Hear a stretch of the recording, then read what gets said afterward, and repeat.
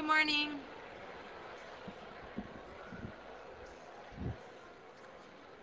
Good morning. How you guys doing? Good? Good. Okay, so you all should have received an email yesterday around midnight with sectioning information. Did everyone get that? Yeah? Okay, you should have also gotten an email letting you know that there will not be a section during a lecture. That was an accident. There's no 11 to 12 on Thursday section, so don't sign up for that one because you're not going to get it. I've been receiving a lot of emails, so some of them are like, where should I go tomorrow? You shouldn't go anywhere tomorrow. You don't have a section yet. So just stay up with the emails. You need to section by Friday at 11:59. There are 1,400 of you in the two classes, so that's a lot of people to be sectioning. Please, please sign up by 11:59. Unfortunately, if you don't, you will be randomly assigned to a section. It may be at 7 in the morning on Saturday. I don't know if I have anything to do with it. Really try to get it. So we want to make everyone happy, give you guys all a convenient time. So section by 11:59. If you're not enrolled in the class officially yet, please come see me after class or email me, jglazer@FAS. It's really important so that I can section you without the system. So make sure that you send an email to me if you're not officially enrolled, or if you have friends who are not officially enrolled, please let them know. And I think that's it. Oh, also for your response papers, you don't have a response paper yet. Some people want to know where to send their response paper. Don't send it to me. Tal will be signing your response paper. If you want to send me a diary entry, that's cool. But Tal will be sending out a response paper today, and I think that's it. So if you have questions, just come see me after class. Thanks. Hi, good morning. So I think this will become a habit that every time I start the class by responding to some of your questions. I've received many emails. As far as I know, I've responded to everyone. If I don't respond to your email within, say, 48 hours, resend it because it might have been lost with all the many emails that I get and sometimes erase automatically. So it's not intentional. I will always respond to your emails, either in person or in class. Also, when you send me an email with a question, some of them I will respond to in class, especially if other people have asked similar question. And I've been asking until now, can I have permission from you to say your name in class? But what I'd rather do is the other way around. If you don't want me to mention your name in class, write it in the email. So if you just write me an email, is it okay if it's a tacit consent that I assume that it's fine? But if you don't want, just please say specifically, you can respond to this in class, but don't mention my name. It's just, I think it's important to attribute, especially having been trained as an academic. Otherwise, it's plagiarism. So let me respond to a few things. One of the things that came up, there was an article this week in the Washington Post. A few of you have seen it or have seen it elsewhere, with the Pew Foundation ran a study on happiness, global study. And they found some interesting stuff. Most of the things aligned with what we talked about. But one different result that they found was that levels of income are correlated with happiness. It doesn't influence happiness, it doesn't account for all of the variance, but it accounts for some of the variance. So some people ask, well, how is this aligned with what we spoke about? Remember the study that I mentioned by Ed Diner? And the answer is that the Pew Foundation ran one study. It got these results. They're interesting results. They will certainly go into the aggregate of studies. But what Diner did, and where why his results are so powerful, is that he ran a meta-analysis. And what does a meta-analysis do? Takes all the studies on this topic using different methodologies, different kinds of questionnaires, some of them measuring objective happiness, through the fMRI and such. And what a meta-analysis does is bring them all together and then aggregates them.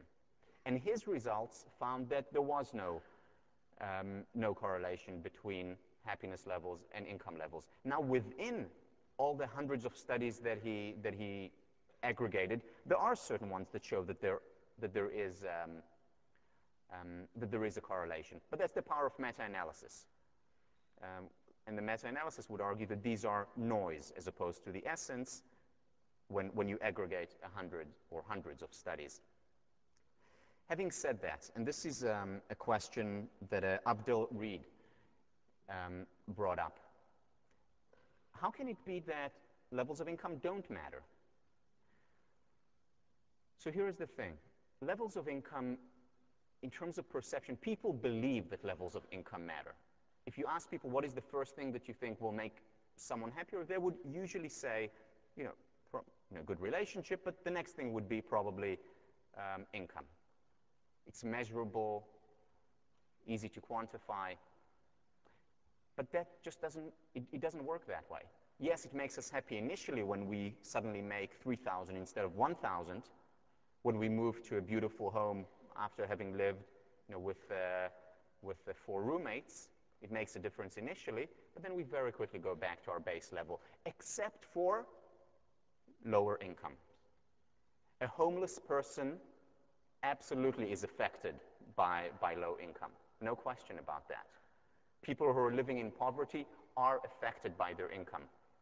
And certainly controlling for other things, there is a difference between their levels of happiness and the levels of happiness of people who make much more money. But beyond the basic needs, what research over the last, by now, 35 years has shown, income levels matter very little.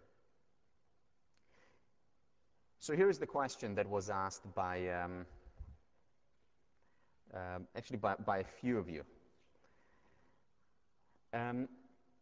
What's your name? Yes. Vasco, you came to me after class. Sorry, I didn't ask for your permission. Can I use your name, Vasco? Thanks. See, I have to ask permission. So you came to me after class and asked a very important question. Okay, so the external doesn't matter that much. What will that do to our levels of motivation if we really internalized this belief? Will it make us less motivated? Will we push ourselves? Because after all, we are very much motivated. Unfortunately, but it's a fact of life, we are motivated by things like grades. We are motivated by things like status, prestige, accolades. Again, part of being human. We are all motivated by these things as well. So what if we really internalize the message that these things, yes, will give us a blip in our levels of happiness, but very quickly we'll go back down to our base level? Will it decrease our motivation? Is that what we should teach kids? Because will they be motivated then? And the answer to that is that, yes, we will be. And again, this is backed up by a lot of studies. Once we understand that these things don't matter much, our motivation doesn't decrease, but it changes. In what way does it change? It changes from being dependent on the external, the status, the money, the grades, and moves toward the internal. On a personal level, I've seen it work as well. So I've not fully internalized, but I have moved more and more over the years to being more intrinsically motivated rather than extrinsically. It doesn't matter that status doesn't matter to me. It doesn't matter that prestige or money doesn't matter to me. These things matter to me. I'm human. But I've moved more and more toward thinking about what is it that I really, really want to do with my life? Personally, intrinsically. What would I do? And this is a response paper that you're going to get the last week of class. What would I do in a world where no one knew what I was doing? Where a spell of anonymity was cast on me? What would I do in such a world? Intrinsically, no one would know about my achievements, success, and so on. And I ask these questions regularly. Again, all the response papers that you're getting, I've done many times. And what happens is that the motivation doesn't go away, it strengthens, but it strengthens in the direction of what makes us internally satisfied as opposed to satisfying the external. Can you see the difference? The motivation doesn't go away, but it changes from more extrinsic to more intrinsic. And when we are more intrinsically motivated, as we'll read later on in the semester, our levels of creativity go up, our success, goes up, and so on. Not to do away with extrinsic motivation. It's important and it's there, and like the law of gravity, it exists, period. We care about what other people say to a lesser or greater degree. But if we strengthen the internal and as much as possible weaken or the external, because it won't make us happy in the long run, we will continue to work hard, probably work even harder. I work extremely hard and work harder today than I did in the past when it was mostly the extrinsic. And there's also research to back that up. And then Precious brought up a very interesting point that I didn't make the connection before, but it's similar to Vasco's and other people's points. She said, it makes sense, the constrained versus the unconstrained, remember, worldview, that it's healthier to be with the constrained, realizing. But she said, but what about striving for perfection? Isn't that an important motivator for us, to strive for perfection? And what she did essentially, again, I didn't make the connection before, but she connected this to something we're going to talk about after spring break when we talk about perfectionism. And what we're going to talk about, just to give a preview and a very brief answer to a difficult and important question, instead of striving for perfection, we're going to strive for excellence. The difference is that perfection is something that that cannot be improved, that once we reach there, we're there. Excellence is about continuous improvement. It's about accepting failure, and we'll talk about accepting failure today. It's about giving ourselves the permission to be human. And what we find when we change our schema from pursuing perfection, from perfectionism, toward excellence, not only do we become happier, less stressed, but we also are more successful. So it defeats the no pain, no gain approach. A few other things. Charlie brought up an important point after lecture as well. He says, what about those studies? Some of you may know, especially those of you who have taken Psych 15, social psychology. If you haven't, highly recommended. Or you may have even encountered it in Psych 1. What about the illusion, positive illusions? Because I talked about the importance of being realistic, tied to reality, but there is a lot of research that shows that optimistic people often have positive illusions, and that it's the depressed people who are more realistic. And these are interesting studies. So what would Charlie asked, what would I say to that, having said that it's important to be tied to reality? Now, this, for those of you in 1508, it also very much relates to what we're doing in 1508. When I say tied to reality, I don't mean tied to right now what's happening here. What I mean is tied to reality, broadly speaking, on the timeline. Meaning, when Marva Collins looks at a child who's failing, the realistic approach, what most teachers do, is say, well, the child is failing, not very smart, not very successful. What she's doing, she's not just looking at the child right now in front of her. She's looking at the potential of the child. She is looking at what the child can be a year from now or 20 years from now. And that's as much part of reality. She's realistic, I would argue more realistic than the person who's just looking at the child right now, unable to read at the age of 8, unable to write, can hardly communicate coherently. And when they evaluate that child as that, they're being realistic, right? But is Marva Collins being unrealistic when she sees the potential, when she sees, 1508, the seed in the child and how that seed can grow? So that's very realistic. And that's the kind of realism that I'm talking about. It's not an illusion. It's very real. But that research is fascinating research for those of you who want to look at it, positive illusions, some great research there. And today's lecture will talk more about this idea, or probably next week, about what it means to be optimistic and realistic at the same time, as opposed to optimistic and Pollyannish, detached.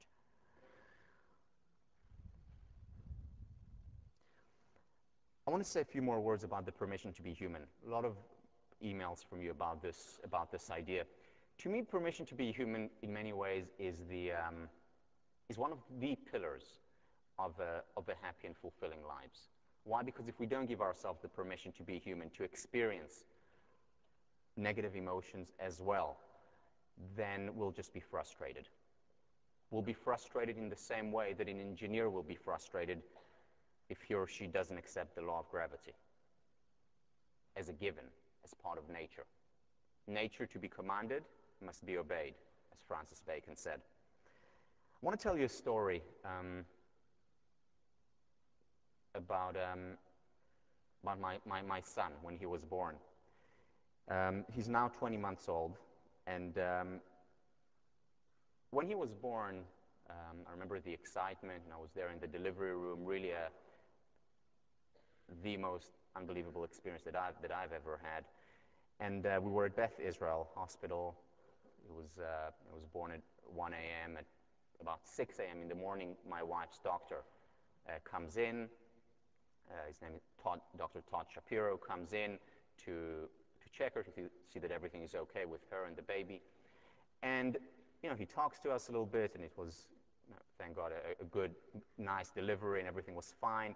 And he walks out, and then as he walks out, he looks at us and he says, "I've one advice for you." He says, over the next few months, you are going to experience every single kind of emotion there is, and you're going to experience it to the extreme. He said, you're going to experience ecstasy, you're going to experience agony. You're going to experience immense pleasure and pain. You're not going to be sleeping, you're going to be tired, and you're going to feel the most energetic in the world. You're going to feel jealousy and envy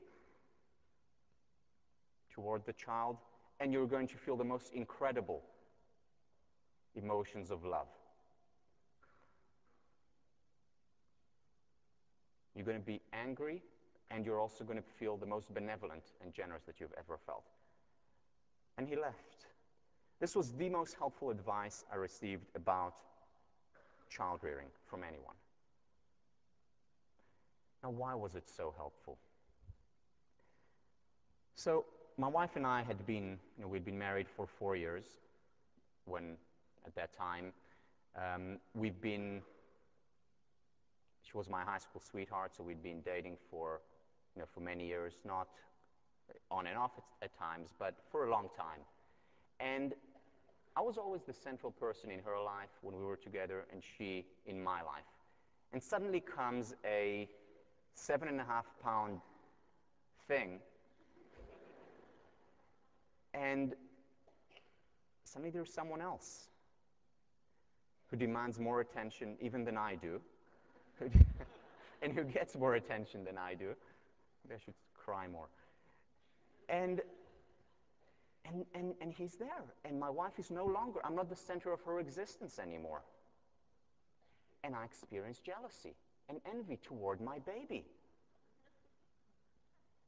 But then the next minute, and the minute before, I experience this immense love toward my baby. Now, how would I feel about myself when I experience this great love toward my baby, knowing that just 5 minutes ago I experienced envy toward him?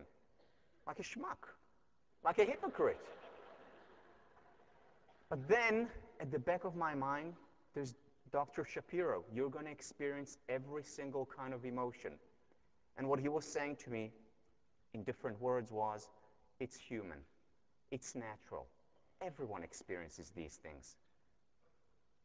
You're not a schmuck, in other words. Right? And that allowed me, that permission to experience the negative emotions allowed me to experience the positive emotions fully. It doesn't just apply to child rearing. Because if we're unable to allow ourselves to experience the negative emotions, we're also not going to be able to experience the positive emotions when they come. Has anyone read Khalil Gibran, The Prophet? One of my favorite books, beautiful poet, I think 19th century, from where today's Lebanon. And Khalil Gibran writes about the relationship between negative and positive emotions and how, he says it much more beautifully, how we need to experience the negative emotions in order to facilitate the experience of positive emotions. It's part of being human. And if we give ourselves the permission to experience one, we're much more likely to be able to fully experience the other. Which gets me to the next point, and this is a very good comment, and I'm glad you brought it up, from Denise. And she said, you said permission to be human, anxiety. I talked about anxiety, anger, depression, envy. I said, what about the permission to be human, permission to experience positive emotions? And, for me it was implied, but it's not implied. I should have made it explicit, and I am making it explicit. We need to give ourselves the permission to experience the wonderful things in life as well, especially in today's world where there is a lot of cynicism, where positive emotions are scoffed at as naive, idealistic, detached, Pollyannish. We need to give ourselves the permission to be human in the positive as well, which takes me to the fifth premise. Do you remember what the fifth premise was, which is happiness is and ought to be our ultimate end? One of the main reasons why we don't give ourselves the permission to be happy is because we feel guilt. How can I allow myself to be happy when there are so many other unhappy people around the world? How can I allow myself to be happy when there's so much poverty and misery not far from where I live? And we feel guilty, and we don't give ourselves the permission to experience this happiness. And my argument in the fifth premise was that, remember the Buddha quote, that happiness can be shared. That happiness does not necessarily need to be a zero-sum game. In fact, it's not a zero-sum game. When I'm happier, it doesn't make other people less happy. The opposite is the case. And finally, the last point I want to touch on is a point brought up by Ada about creative depressives. And what she talks about is the examples of people who are depressed and are highly creative, which is absolutely right. I mean, Van Gogh and Proust are just two examples. There are many of them in history. One of the mistakes, and again, I should have clarified this in the lecture, so I'm doing it now. One of the things that positive psychologists, the mistake that they make as well, just like most people, is the error of the average. So they find a study where being happier, having positive emotions, makes people more creative. And then they say happiness, positive emotions is always good for creativity, which is not always the case. There are people who are depressed and are highly creative. What they are saying is that for convergent thinking, for the broaden and build, positive emotions are better, and overall they're better. This does not mean that there are no outliers here. It does not mean that there are no exceptions. It does not mean that if I'm depressed, and I've written some of my best work also when I was feeling down. But I find that I'm more energetic and more creative when I feel good. But again, it's not like, well, let me wait now until I'm happy before I start writing or before I start being creative. No, that's not the message that we need to take out of this research, but it is, and it can be misleading. So I'm glad Ada brought that point up. Okay. I think that's it.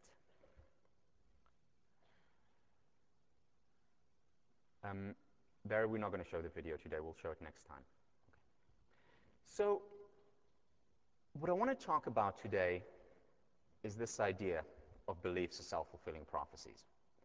I want to talk about the power of the mind and the power in general of psychology. I'm going to tell you a story now that I heard it first when I was 14, and that is what triggered my interest in psychology. That story is a young, aspiring athlete. Started playing squash when I was 11, so I was really into it by the time I was 14. This story really changed the way I look at the human mind, and it's through that I became interested in psychology and later positive psychology. The story is, and some of you probably know it, is about Roger Bannister. Roger Bannister was a runner, middle distance runner.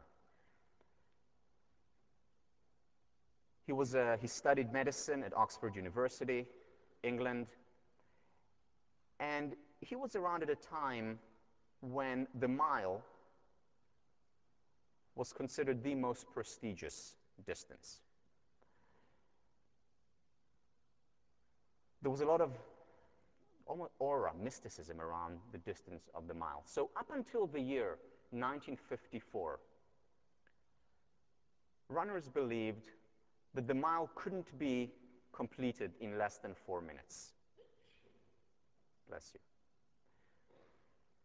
The best runners in the world ran the mile in 4 minutes and 2 seconds, 4 minutes and 3 seconds, around the 4-minute mark, getting close to it, but never breaking it. In fact, there were doctors who ran tests on runners, on athletes, and said that 4 minutes is the limit of human ability, that physiologically we're unable to break the 4-minute barrier.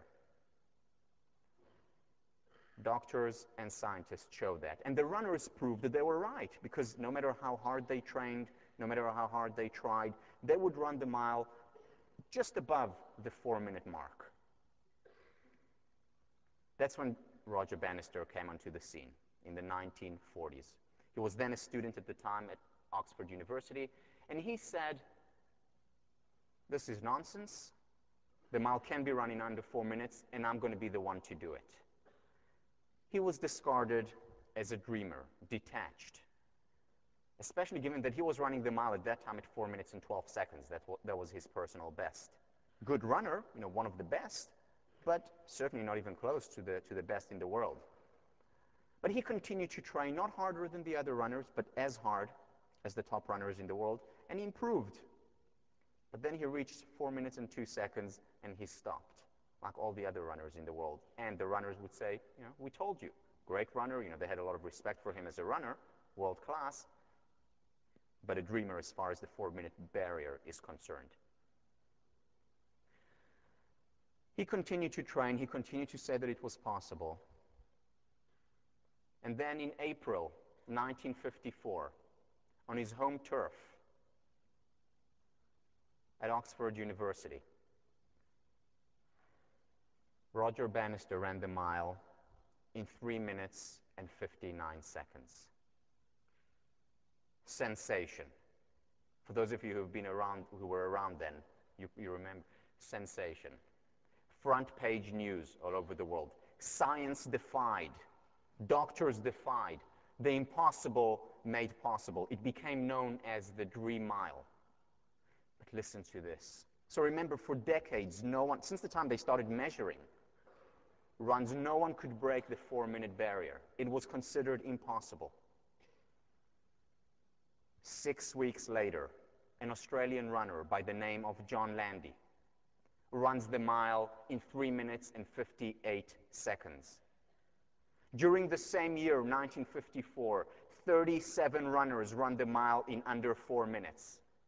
1955, over 300 runners break the 4-minute barrier. And the year after, they stopped counting because so many runners broke that barrier. What happened? New equipment? No. Started to train in a different way? No. The mind. The power of the mind. And what Roger Bannister did, what he did when he broke the 4-minute barrier, is he broke a fort. Not a physical fort, but a mental one, a mental barrier. And suddenly it became possible. Today, the world record, I believe, is 3 minutes and 46 seconds. And continues to improve. The power of the mind. You can see why this story captured my mind as a young athlete, showing how important it is to believe in success.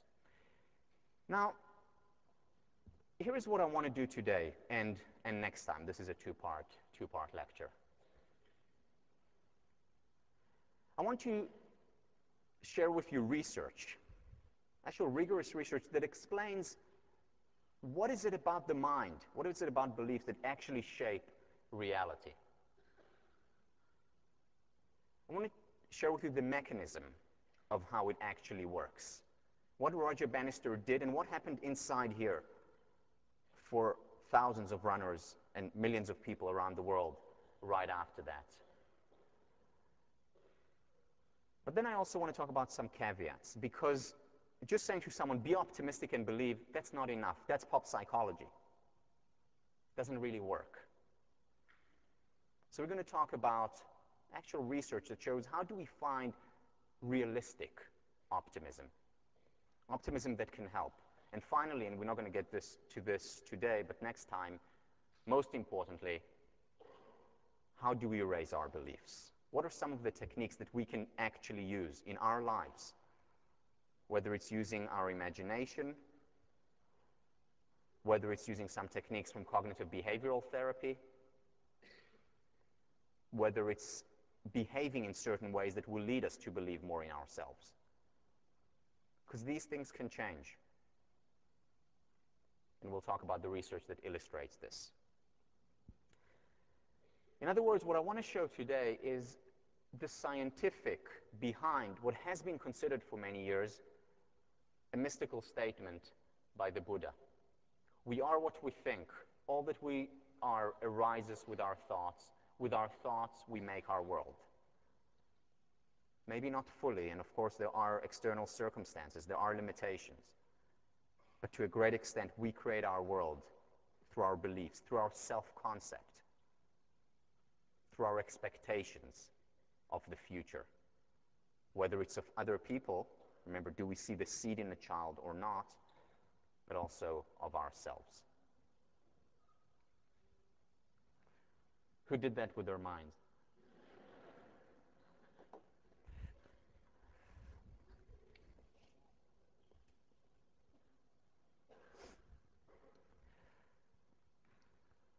So, anyone want to sing in the meantime? Any volunteers? Jessica?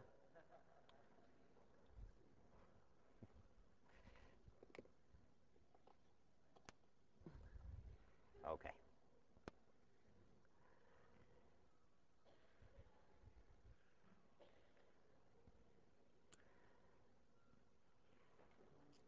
So the first story I want to begin with, which will lead to the research, is a story that also had a lot of impact on me, on my thinking, and also had a lot of impact on research in psychology.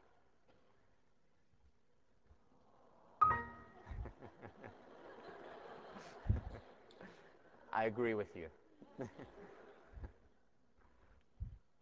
You're going to get to see some pictures of him soon.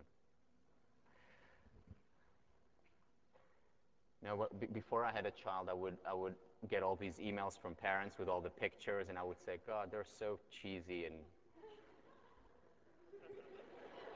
Yep. So, the first story I want to talk about is the story of Pygmalion. Here is the source of the word Pygmalion. Pygmalion was a Greek, this is part of Greek mythology, was a Greek sculptor. And what Pygmalion did was he came, to the ripe age of, I guess it was 18 then at the time, and he looked for a wife. He looked for a woman with whom he could share his life. He looked in Athens for the woman, couldn't find her. He went out of Athens to other parts of the Greek Empire and couldn't find her. He went everywhere, searched the entire known world at the time, and couldn't find his ideal woman, the woman that he had envisioned, that he had imagined. And he went back home to Athens. The problem for Pygmalion then was clearly that it was before 1636, or I should say before 1879, when Radcliffe came onto the scene. He would have certainly found her then, but he was born at the wrong time, in the wrong place. So he kept on searching and couldn't find her until he decided that instead of finding that woman, he will create a sculpture. He was a very talented sculptor. He would create a sculpture in the image of his ideal woman. And he created that sculpture, and he worked on it day and night. And when he finally was able to finish his masterwork, he looked up at the sculpture and he began to cry. He fell in love with the sculpture, but it was not real. Zeus, Athena, especially Aphrodite, looked down at him, took pity on him, and what they did was breathe life into the marble. And they lived happily ever after. This is a painting. I forget the art. Anyone remember the artist's name? It's a German artist. This is the myth of Pygmalion. And the sculpture came to life. Now, this myth of Pygmalion was then taken and made into a play by George Bernard Shaw called Pygmalion, later into a musical, My Fair Lady, where the idea is that the doctor, Dr. Higgins, takes a flower girl and makes her into a lady so that she can interact with kings, queens, and royalty. It was a very important play because what it was a challenge on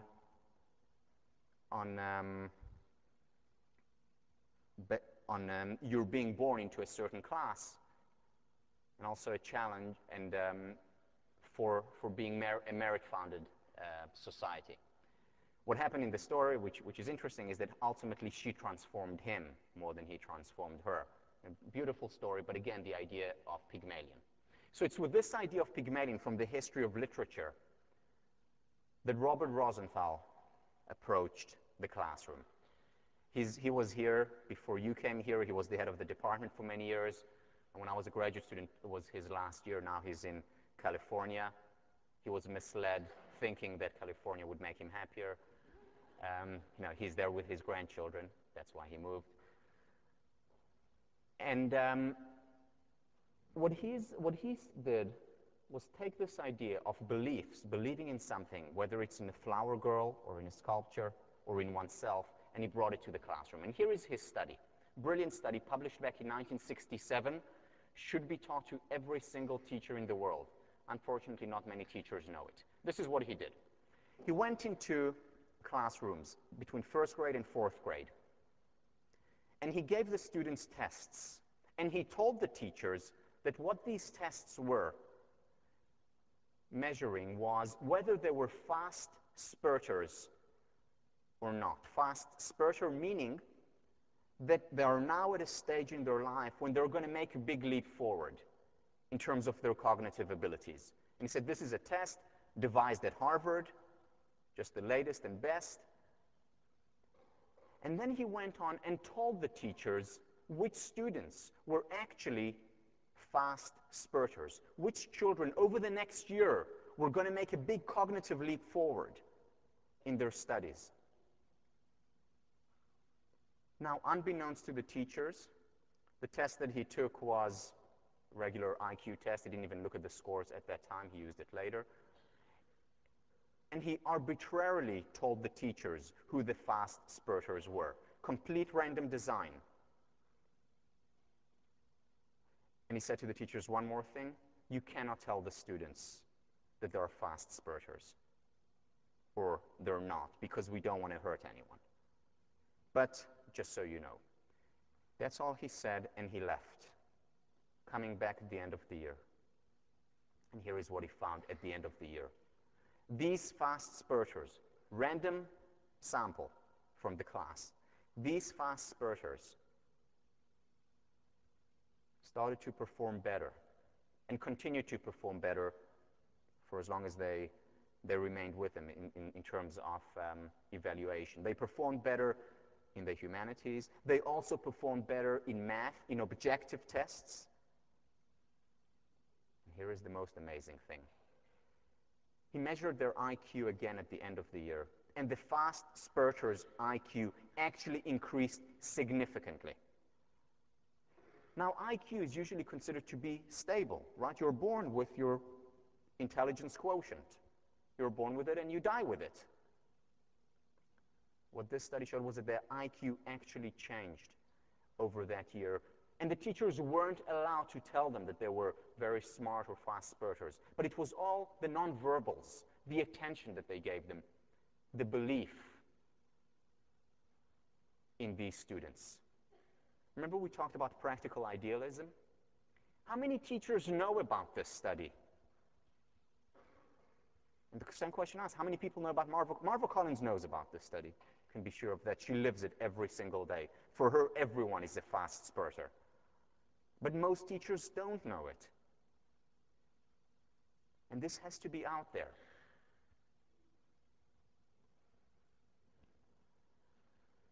They've replicated this in the workplace as well. So they told managers, they ran these tests, psychometric tests, these are your workers with the most potential.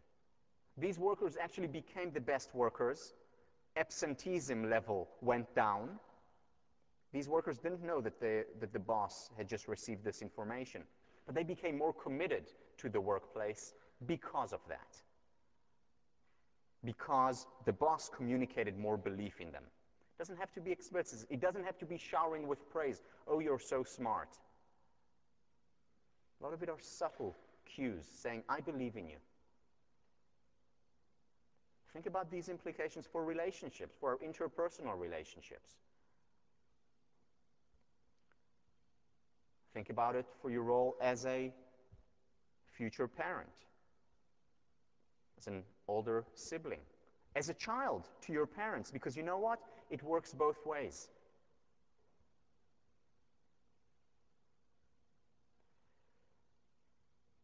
It works both ways. Jamieson, in a fascinating study, did this instead of from the teacher to the students, from the students to the teacher. Went into random classrooms and divided, where the teacher was teaching a few classes, and divided the classes into two. One group was the control group. He said nothing to them. Sorry, it's a she. And the other group, she said, this teacher has been rated very highly by students and by us, the researchers. That's all. At the end of the semester, that teacher was rated higher. The students paid more attention and were more committed to the class. And the students' grades were higher. In other words, if you want to do well in 1504, we the teaching staff, incredible, isn't it? The power of beliefs, the power of the mind, and how it influences reality.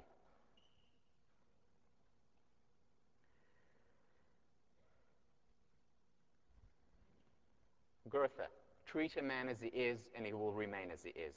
Treat a man as he can and should be, and he shall become as he can and should be. Beliefs are self-fulfilling prophecies. Our expectations become reality of other people, whether it's a student or a teacher, whether it's a parent or a child, whether it's an employee or a boss.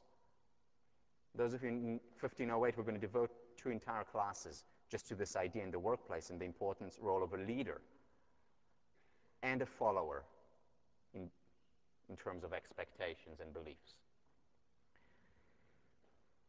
I want to move on a little bit now to another set of studies that also communicate the power of the mind. And these are the studies that talk about the power of the situation. Most of you have learned, who have taken Psych 1, Psych 15, or who have read something about psychology, know about the studies that basically spawned social psychology, showing the power of the situation. Studies by Ash, the most famous one probably, Milgram's Obedience to Authority, when an individual would shock a complete stranger with heart problems to the point of extreme danger, even though the stranger begged to stop, Why? Because an authority figure, a doctor, or what they thought was a doctor with a white coat, told them that the experiment must go on. The power of the situation. Just Google Milgram if you haven't seen it. You'll read about. Fascinating studies showing how so many of us are susceptible to the power of authority, to obedience, and are likely to be obedient. So that's one study. Another very famous study, many of you probably know, Zimbardo's prison experiment, that can in many ways explain what happened at Abu Ghraib. What happened there was, this was run at Stanford, where some students randomly assigned to being prisoners, other students randomly assigned to being the wardens, to running that prison. And within a few hours, they entered these roles so completely that the wardens were actually humiliating and beating the prisoners, and the prisoners themselves took on the role of being prisoners, even though it was all role-playing, a game, an experiment. The experiment was supposed to go on for 2 weeks. It was stopped after a week because it became dangerous. Regular Stanford students, because of the power of the situation. So these are fascinating studies, important studies. We need to understand them. They focus again on the negative. And what psychology has done was mostly focus on these, while not focusing, not thinking about, not researching the positive that a situation can elicit in people, the good things that a situation can do. Again, not to discard the negative. The Milgram experiments are very important. Zimbardo's experiments are so relevant today. We need to understand them, but at the same time, the pendulum can't just be on the negative. We need to also understand the positive. So, what is the positive power of the situation? The most important work in this area was done by our very own Professor Ellen Langer, to my mind, one of the, if not the most important living psychologist. And she did some fascinating work in the realm of positive situations. Let me share with you just two of them. There are many more, and she talks about them in her books that I highly recommend. One of them is, her latest one is On Becoming an Artist, and the other one is Mindfulness. And it's in Mindfulness that she talks about this study. So here was the study. Her sample were all men who were 75 years or older. And what she did was bring them to a retreat. This was in 1979, and she brought them to a retreat where they pretended that it was 1959, that it was actually 20 years earlier. And what she did on that retreat for these men was she had magazines from the date exactly 20 years before. She had daily newspapers from 20 years earlier. The music that was playing was the opera tunes. It was from 20 years earlier. And the entire environment, even they had pictures, IDs of them 20 years earlier. They would talk as if it was 20 years earlier, took on the role, just like Zimbardo taking on the role, they took on the role of being actually younger. And what they found was incredible. Their mental and biological age actually decreased. Let me mention a few things that she found. First, in terms of the length of their fingers, as you age, the fingers actually get shorter. Within a week, the length of the fingers extended. Within a week, she measured flexibility. They became more flexible. Within a week, their hearing and their sight improved significantly. Within that week, their levels of intelligence increased. Their memory increased, improved. Going back home, they became more self-reliant, better able to take care of themselves. They became younger. Physically, actual physical measures of fitness, and mentally. Why? Because before they were in an environment where what do we communicate to the elderly? You need to be taken care of, you're weak. Whereas they went into an environment where they became young again. And these changes persisted. Look at the power of the mind. Roger Bannister, Alan Langer showing it. This is what bridging between the ivory tower and Main Street is all about.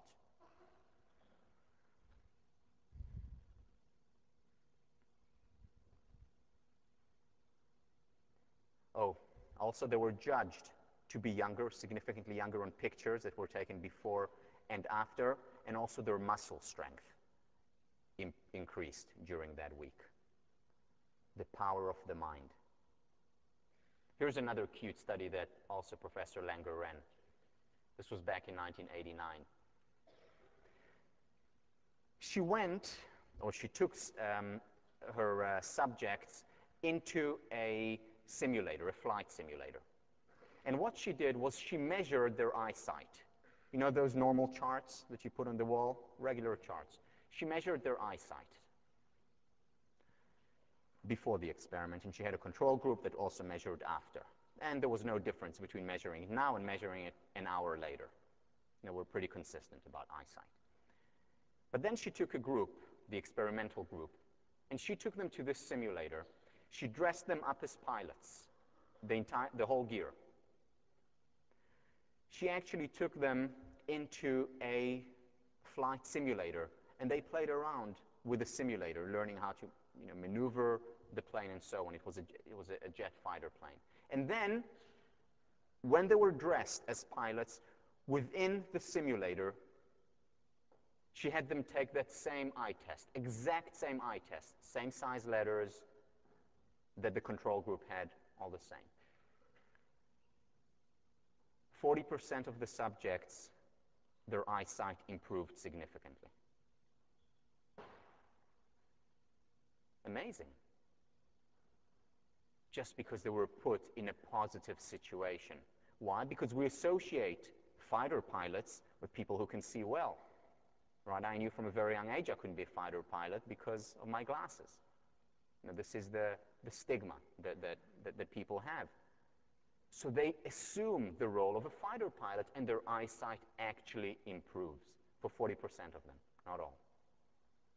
The power of the positive situation. Let me move on to another fascinating line of studies, some of my favorite there.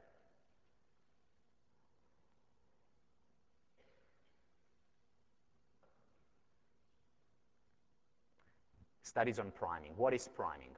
Very much related to what Professor Langer did in terms of putting people and priming them to actually believe in themselves more. What these studies do, they prime you to something positive or negative, either implicitly, so you see something flashing on the screen too fast for you to actually register it, or explicitly, where you actually get to write something and you're primed to think in a certain direction. And I'll give you some examples. Most of the priming literature is on the negative. For example, you're primed with certain stereotypes, either of old people, stereotypes that people have about race and gender. And the purpose of a lot of these studies is to show that we have these stereotypes, we have prejudices, and that all we need to do is prime a prejudice for it to actually manifest itself in behavior. And those of you who took social psych, I'm sure, covered this. The work of Claude Steele from Stanford about stereotype threats, and also work that I'm sure you covered in social psychology. If you took it, some work being done here by Professor Daniel Wagner on automaticity and control. Barge runs fascinating experiments. Let me give you just one example. He brings people into his office and primes them with words of the elderly, words associated with the elderly. Words such as sentimental, words such as old, words such as Florida. Anyone here from Florida? No. Um, Words such as wrinkles, words that we associate with the elderly. And people don't know that they're part of an experiment where he's priming them. He does it as if it's part of another experiment where they, write about the elderly or see certain words. And then what he does, compared to a control group, have them take intelligence tests, memory tests. And what they do, they actually perform worse on these intelligence tests with these simple primes. Why? Because we have a stereotype of the elderly. Their memory is not so good anymore. They're not as quick anymore. And here's the other measure that what he did. He actually measured the time that it took the subjects to get from where they sat down on their computer and did the tests to the elevator. Those who were primed with words of the elderly actually walked slower and more hunched down than those who were not. Subconscious, completely. They had no idea what they were in for.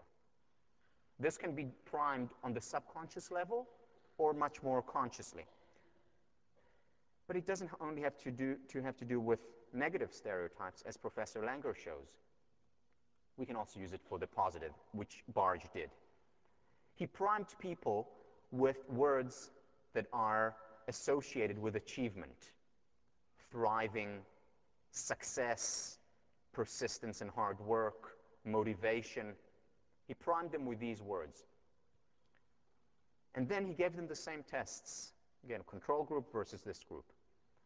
Those who were primed with achievement words did better on the test. Their memory improved. They persisted for longer in trying to solve these problems. They did better.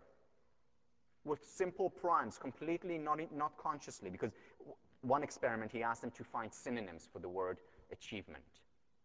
And he said, because we want to run a study on it, and we need your help before you start the actual study, which was an intelligence test. Amazing. Here's another incredible study. Dijksterhuis and van Knippensburg. You get 2 extra points on your final if you can pronounce that. So, just kidding, don't. Here's the study that they did. They had 3 groups, where they primed their subjects with stereotypes of professors, stereotypes of secretaries, and stereotypes of soccer. This is done in Europe. I think they're Dutch. And stereotypes of hooligans, soccer hooligans. And they had to write, once again, for another study, not for this study, so they thought, they had to write about these 3 groups. Each group had to write about, for 5 minutes, how would you characterize a professor? How would you characterize a secretary? How would you characterize a soccer hooligan? In other words, what he was doing, they were priming them with things that they associated with professors. I was going to tell a joke and I decided not to. Sorry. Because you would have been laughing at me and I don't want that. So, here is what they found. Usually the stereotypes associated with professors usually are positive when associated with intelligence. These people did better on intelligence tests, better on memory tests, better on creativity tests compared to the secretaries. The group that did the worst were the soccer hooligans, even though they didn't know it was even associated with what they were going to do later on in the test. So what do these studies, amazing studies, show us? They show us how important the environment is. That even on the subconscious level, what we see around us, even if we don't register it consciously, what we write about, what we do, influences our mood, influences even our demeanor in terms of how we walk, influences our intelligence and how much we think and how much we persist. Do you remember in the second lecture, I think I talked about the Heisenberg principle as it applies to negative research? When we only do negative research, we're constantly priming ourselves with negative things. When what we read about is mostly depression and anxiety, we prime ourselves. Not to say that these things are not important, they're very important, but we need to shift the pendulum so that there is at least a balance between the positivity and the negativity. I pay a lot of attention to creating my environment. In fact, I brought my environment with me today. Think about your working environment where you spend a lot of time. Do you have positive things around you, things that motivate you, things that bring up positive thoughts? Things like people you love, or places that you enjoy. So I have on my wall next to me, and as I said, I brought my environment with me. So I have pictures, many pictures of, this is my family. You can see from the back, right? This is a picture of my baby. This is the first time he walked. It was actually in Phil Stone's house. First time he ever walked. So I have this right next to me, reminding me, my wife and my kid, my son and me riding on a tractor together. A lot of fun. So I have these pictures right next to me. I really do. Marva Collins, right next to me. Yeah, really. My inspiration, why I teach. I have other things. Pleasant objects, memorabilia. So I have right next to me flags of my two favorite countries in the world, countries that I'm most grateful for. I have a flag of my country, Israel, and I have a flag of America right next to me. I also have great art on my wall. I have a favorite artist. Here is a picture from his earlier works. So, can you see? Yeah. He has a sale next week in Sotheby's, if you're interested. And this is his later works. You can see a different motif. It's more, he's going more into sculpting and, yeah, some ice cream sticks. Yeah, anyway. My entire room is full of them. Why? Because every time I smile when I look at them. I can't help it. And it puts a positive, and even after a while you stop seeing things, especially when they're right next to you, it still influences you on the subconscious level. I have really great art on my walls. So my favorite sculptor is Rodin. Here is, the thinker. And I have another piece by him to remind me that it's not only about thinking, there are other important things in life. The kiss, that painting? Anyway, two people making love. So I have also other things that I have. I've become that kind of father, right? Quotes. You know that I love quotes, right? So let me share with you some of the quotes. Again, taking them down from my wall. Camus. In the depth of winter, I finally learned that there was within me an invincible summer. A quote that really inspires me. And I have them, and I printed them out large, and I put it on my board. John Quincy Adams. Patience and perseverance have a magical effect before which difficulties disappear and obstacles vanish. Thoreau. If one advances confidently in the direction of his dreams and endeavors to live the life which he has imagined, he will meet with a success unexpected in common hours. The power of the mind. I have this in front of me every day. George Eliot, Marianne Evans. The important work of moving the world forward does not wait to be done by perfect men. Something that really helps me to think about. Just work, just do it. It doesn't have to be perfect. And my favorite quote, Margaret Mead's, anthropologist. Many of you probably know this one. Never doubt that a small group of thoughtful, committed people can change the world. Indeed, it is the only thing that ever has. So these are the inspirational quotes that I have around me. This is my work environment. And even if I don't see them every day because they've been there for a long time, they have an impact. They prime my thinking.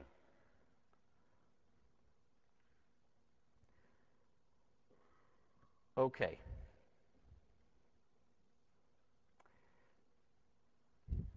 Shift gears. These are fascinating studies, and the question is, what do you do with these studies? Do you actually implement them? It's not that hard. Print your favorite quotes. Don't just have it as a file. I know many of us have files with quotes. Print them out and stick them on your wall. Pictures, stick them on the wall. Great art. Go to Sotheby's next week. Let me move now to the self-help movement. And I want to say a few things about it because in many ways the self-help movement came from this idea of the power of the mind.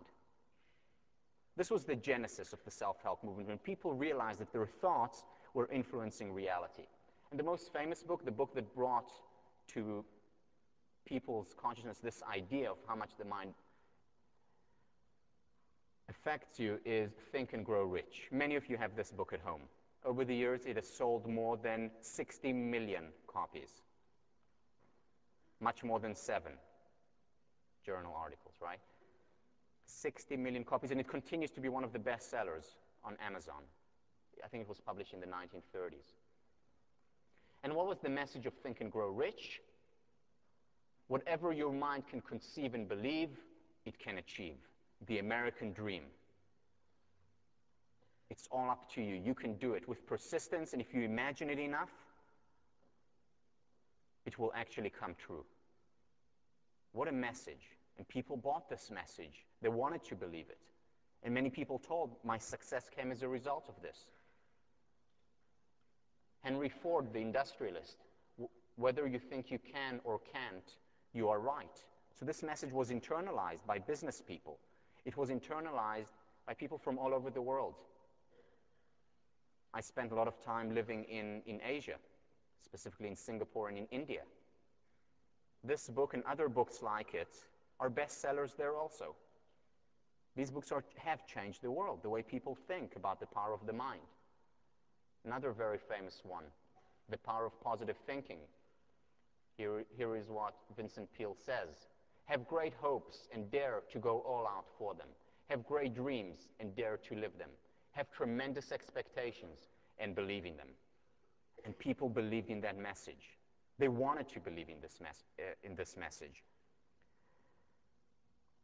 But here is the question. Here is the important question. Is there substance behind this? So we read these books. Many of them are very well written, inspiring. You feel like you want to conquer the world after reading them. But is there substance to it? Well, what psychology, research psychology has found is that to a great extent, yes. Not fully in terms of whatever you believe and conceive you can achieve, not fully, but to a great extent, yes. And some of the studies that we talked about show this. If your mind can believe and conceive the 4-minute mile, you're much more likely to achieve it than if it cannot. This doesn't mean that everyone in this room can do a 4-minute mile if we just believe and conceive it. You know, there are certain limitations. But to a great extent, there is a lot of truth to the message of these books. And no one brought this message home more clearly than Albert Bandura, professor at Stanford, now very much involved with the positive psychology network of scholars, has done work for many years on the concept of self-efficacy. And what he did essentially was bring the scientific rigor to the fun of the self-help movement. And let me read to you one sentence or one quote that summarizes literally decades of research on it. Beliefs in personal efficacy affect life choices, level of motivation, quality of functioning, resilience to adversity, and vulnerability to stress and depression. All these things are affected by how much we believe in ourselves.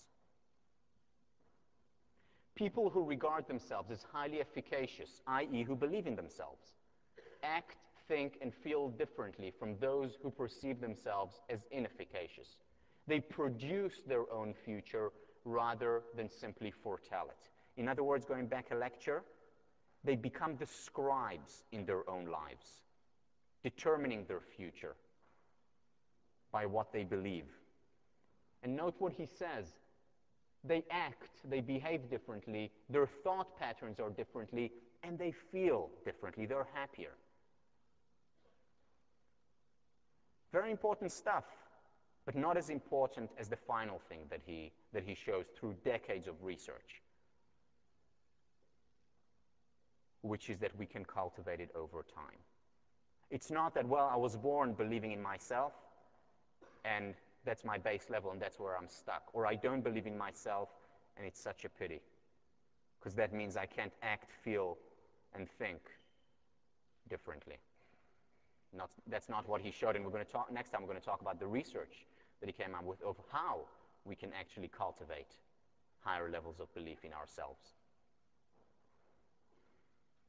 It can actually change. Also, Curry, in her research on college athletes, showed that hope, the belief that things will turn out well, accounted for 56% of the variance of an athlete's success once you control for other things. So, of course, it doesn't matter how much I believe that I can be, a